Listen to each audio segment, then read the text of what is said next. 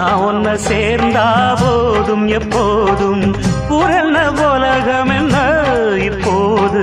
நான் உன்னை சேர்ந்தா போதும் எப்போதும் காலம் இருக்கு ஒரு நேரம்